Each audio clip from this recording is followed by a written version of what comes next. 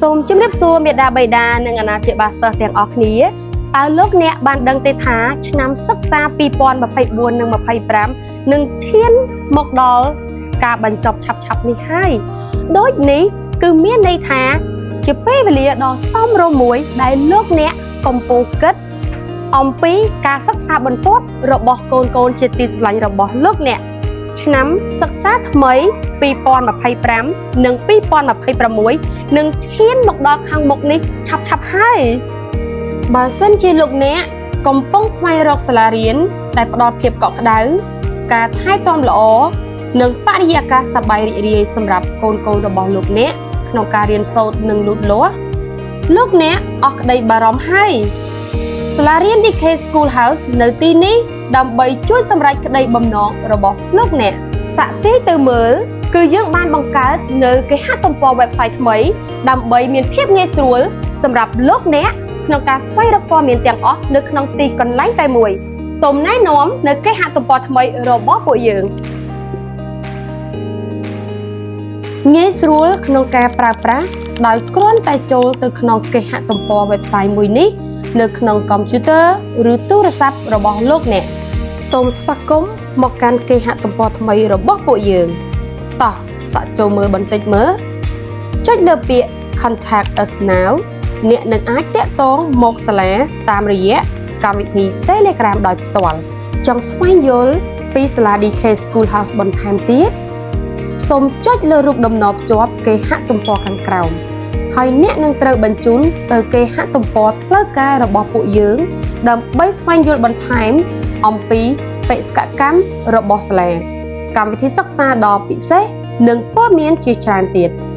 លោកអ្នកកំពុងស្វែងរកទីតាំងនិងលេខទូរស័ព្ទទំនាក់ទំនងមែនទេសូមចុចលើពាក្យ Get in touch ដើម្បីមើលព័ត៌មានបន្ថែមទំនាក់ទំនងទាំងអស់របស់សាលាយើងខ្ញុំដើម្បីទទួលបានទីតាំងកាន់តែច្បាស់ថែមទៀតសូមចុចលើពាក្យ Google Map សាលាយើងខ្ញុំមានទីតាំងនៅផ្ទះលេខ12ផ្លូវ41នៅជិតក្រសួងមហាផ្ទៃប្រសិនបើលោកអ្នកធ្វើដំណើរមកពីស្ពានអាកាសក្បាលថ្នល់ចម្ងាយទង់800ម៉ែត្រនោះលោកអ្នកនឹងឃើញមានផ្លូវបំបែកសូមមេត្តាបត់មកខាងឆ្វេងដៃបន្ទាប់មកទៀតលោកអ្នកអាចធ្វើដំណើរពីផ្លូវមហាវិថីនរោត្តមខុសក្រសួងមហាផ្ទៃបន្តិចប្រហែល200ម៉ែត្របត់ស្ដាំមកផ្លូវ41បន្ទាប់មកលោកអ្នកនឹងឃើញមានផ្លូវបំបែកជា2សូមមេត្តាបត់មកខាងឆ្វេងមួយទៀតខ្ទង់10ម៉ែត្រដូចគ្នា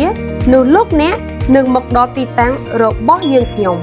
មួយវិញទៀតសូមកុំភ្លេចតាមដានយើងលើបណ្ដាញសង្គមដែលលោកអ្នកបានប្រើប្រាស់ប្រចាំថ្ងៃមានដូចជា Facebook Page Instagram TikTok និង YouTube Channel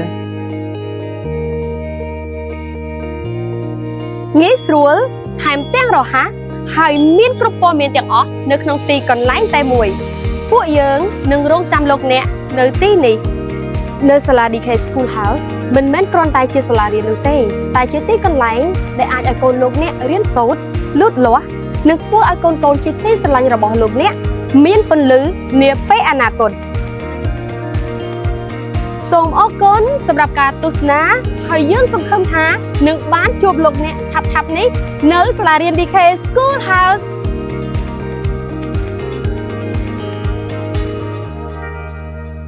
Your child's second family.